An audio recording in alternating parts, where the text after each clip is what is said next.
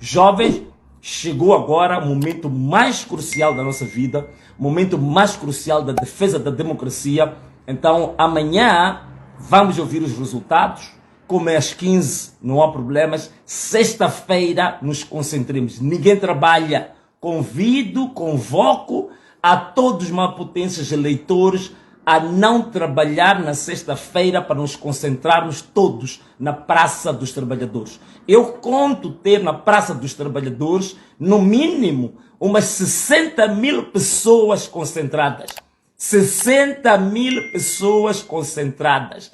Traga os teus vizinhos, traga os teus filhos, traga os teus amigos, traga os teus colegas, traga quem quer que seja, traga toda a gente para a Praça dos Trabalhadores. Jovens, muita gente me tem perguntado: Venâncio, o que eu faço? Venâncio, faça isso. Olha, esta luta agora já não é de Venâncio. Esta luta já não é da Renamo. Esta luta é de todos nós. É da defesa da democracia. É por isso mesmo que nós temos até pessoas do Partido Frelimo que dizem que nós não votamos no nosso partido. Nós não concordamos com o que a Frelimo está a fazer. Temos pessoas séniores do Partido Frelimo que ligam para mim, mandam mensagens e dizem: Venâncio, o que você está a fazer até na verdade é para a salvação da própria Frelimo. Porque neste momento a Frelimo foi sequestrada, não é só Maputo que foi sequestrado.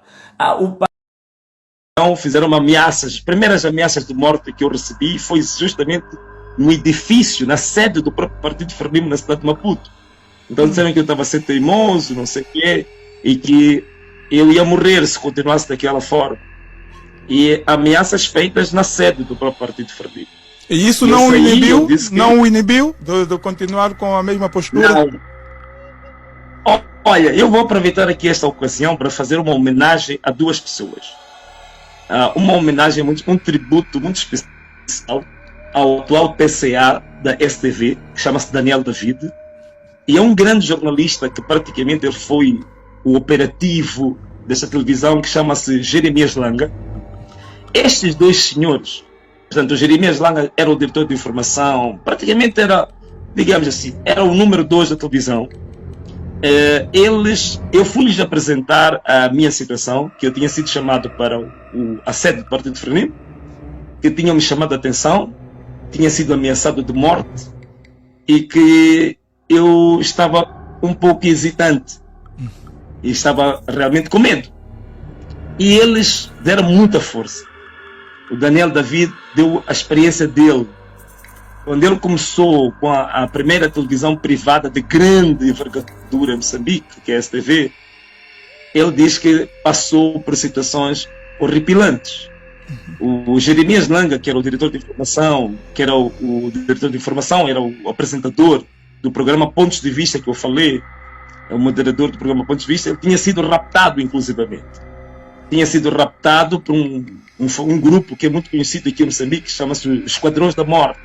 Portanto, são um conjunto, é pessoal da polícia, são as forças especiais da polícia, mas que são usadas justamente para eliminar fisicamente adversários políticos, elementos da oposição, adversários políticos.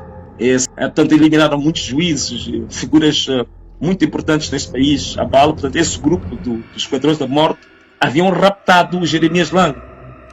E ele conta a experiência dele, como é que ele foi raptado, as ameaças que ele recebeu, mas que ele continuava firme. E ele dizia: neste momento tu és o único jovem neste país capaz de salvar a liberdade de expressão. Uau. Então, se tu sais do programa, isto vai ser um descalabro.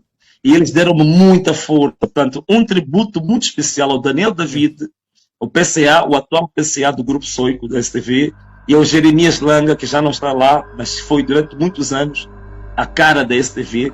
Estes dois senhores deram muita força, encorajaram-me, e eu consegui suplantar o medo que eu tinha de todas as ameaças de morte que eu recebido. Então eu continuei na STV com o programa Pontos de Vista e fui até o fim. Mas aquilo foi realmente um tsunami em Moçambique.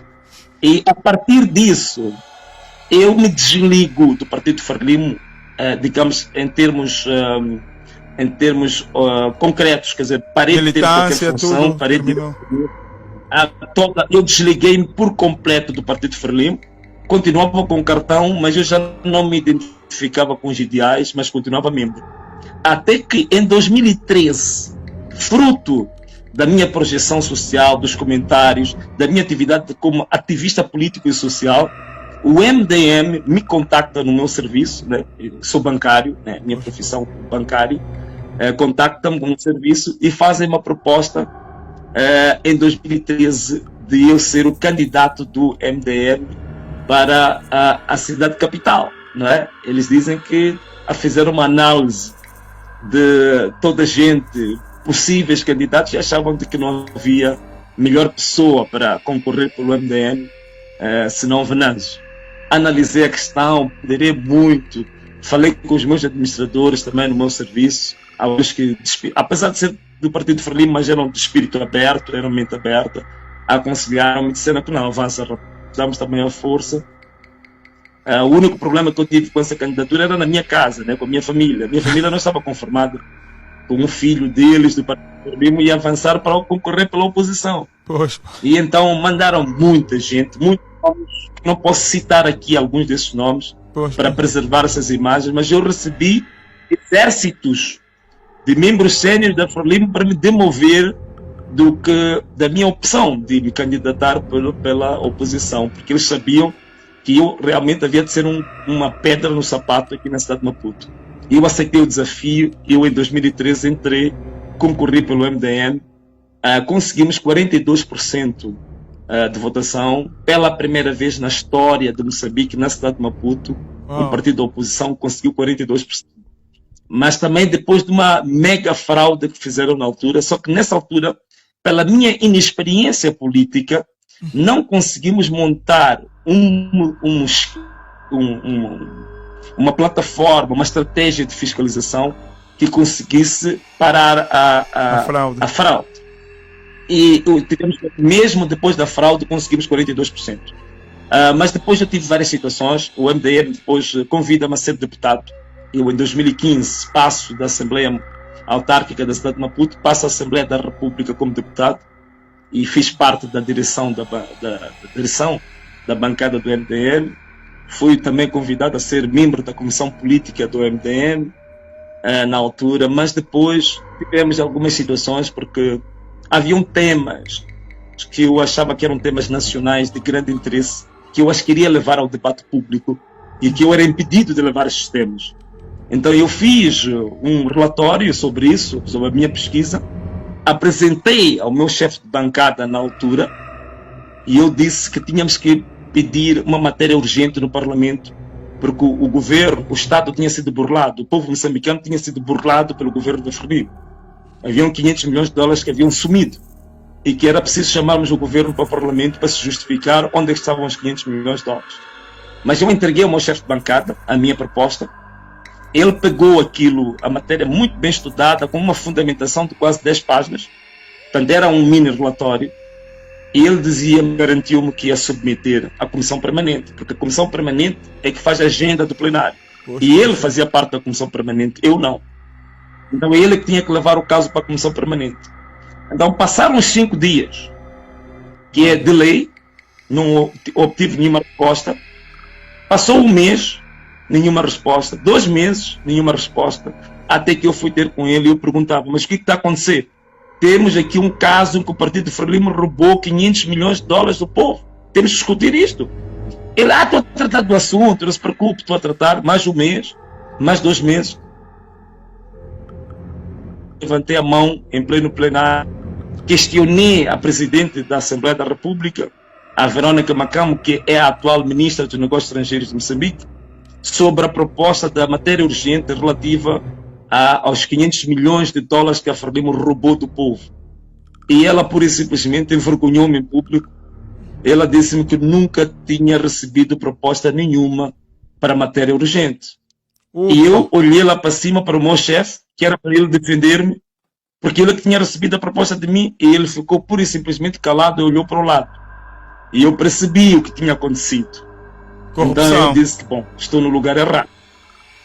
Eu disse que estou no lugar errado, e também, nessa altura, eu tinha apresentado uma proposta ao partido que era para nós analisarmos uma possibilidade de avançarmos para as eleições autárquicas de 2018 numa coligação com a RENAM, pendiado no MDM na altura, porque rejeitaram a minha proposta e me vilipendiaram em pleno Congresso.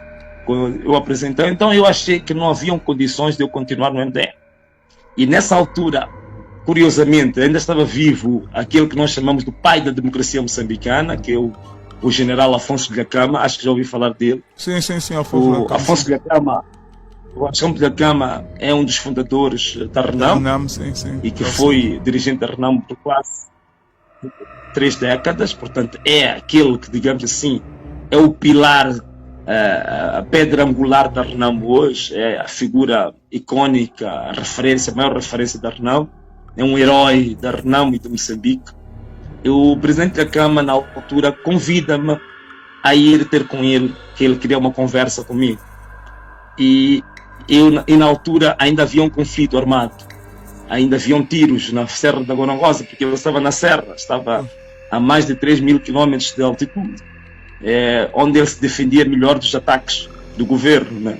E ele chama-me para a Serra, numa altura em que havia um conflito armado. E eu disse, meu Deus, como é que eu vou à Serra?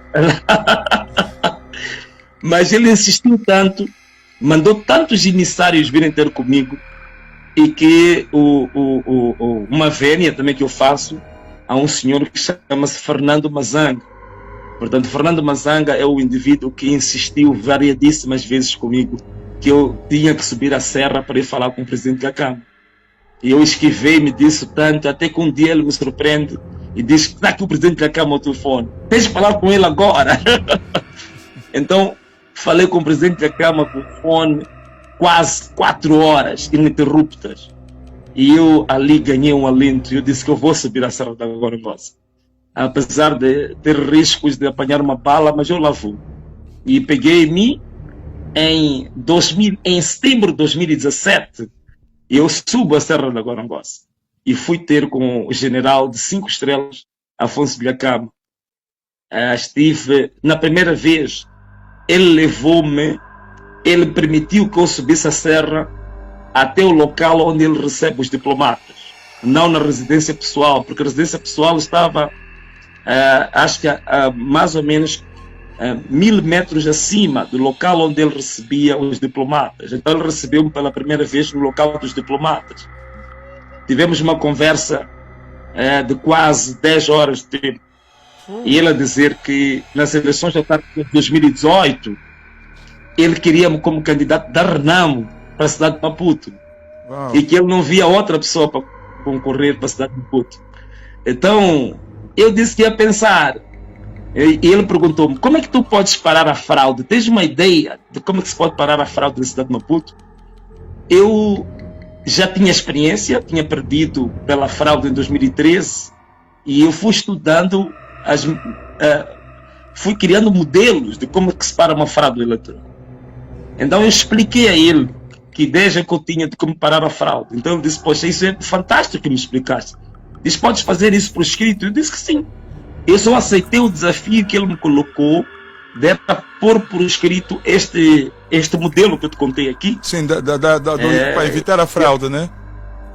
Para evitar a fraude, eu aceitei o desafio de fazer por escrito. E ele disse-me: venha, convidou-me a ir, portanto eu fui em setembro de 2017 e volto a Serra da Gorongosa em abril de 2018. E dessa vez ele permitiu que eu passasse o limite onde ele recebe a diplomacia, e eu fui até a residência pessoal dele, que estava a 1.000 metros, mais acima de 1.000 metros. E lá ele recebe-me, ficamos o dia inteiro, eu apresento os papéis do modelo que eu trazia para parar a fraude, e ele aprova o modelo. Fica muito satisfeito com esse modelo, e ele garante-me apoio financeiro para implementar o modelo. E nessa altura, uma coisa curiosa que aconteceu, foi um mês antes da morte dele. Portanto, ele falece no mês seguinte, em maio, não é? Uhum. E uma coisa curiosa, ele não podia dizer que estávamos no conflito, mas no dia em que eu subo, eu estive lá com ele, estava-se a realizar o funeral de uma das filhas dele. Opa. E eu já era pastor, eu sou pastor desde 2015 até hoje. Pastor, ele pede que ele diz-me que eu não posso ir enterrar a minha filha, mas neste momento em que estamos a falar está sendo feito o funeral dela, e eu gostaria que tu realizasses também uma cerimônia fúnebre aqui em cima, mesmo Com que a ela ausência esteja à do distância. corpo. Na ausência do corpo. Então eu fiz orações e orientei uma cerimônia fúnebre sem um corpo presente na Serra da Gorongosa, a pedido do general de Cama. Depois da cerimônia que eu organizei, ele chorou compulsivamente. Orei por ele, orei pelos homens dele, e isso marcou-me bastante. Então ele aprova o meu projeto e ele diz-me que para tu ficares com certeza de que eu gostei do projeto e que eu quero que tu sejas o nosso cabeça de lista, ele insistiu se eu aceitava ou não. Eu aceitei nessa altura, aceitei que ia sair do MDM e que ia ser cabeça de lista da Renamo. Portanto, a segunda vez eu me converti a Renamo, também com os episódios que eu já havia te contado antes que ocorreram no MDM. Portanto, eu já não me sentia à vontade de estar lá espiritualmente, moralmente, eu já não me sentia confortável com todas as questões que eu já lhe contei. Então ele diz-me assim: para implementar o teu projeto e ganhares a cidade de Maputo e ter certeza absoluta que tenho todo o interesse que isso aconteça, ele diz ao Fernando Mazanga: leva o Venâncio ao Banco Mundial. Bom, eu percebi e eu fiquei com medo porque pensei que o Banco Mundial fosse um código militar. Levar ao Banco Mundial podia ser para me executar, né? Então eu pensei que fosse o código da Renamo para executar alguém, que era mandar para o Banco Mundial. Então deixei com um pouco de medo, mas depois fui saber o que era o Banco Mundial. Portanto, ele tinha minas de pedras preciosas. Uau. E que ele mandou o Mazanga ir-me apresentar as minas de pedras preciosas, que era para eu ficar com certeza de que ele ia financiar o meu projeto. Uau. Então fui conhecer o banco, não posso dizer onde é que estão essas minas, não estou autorizado a fazê-lo, mas eu fui conhecer. Mas uma das minas, só para tu teres ideia, uma das minas foi onde se descobriu a maior esmeralda do mundo.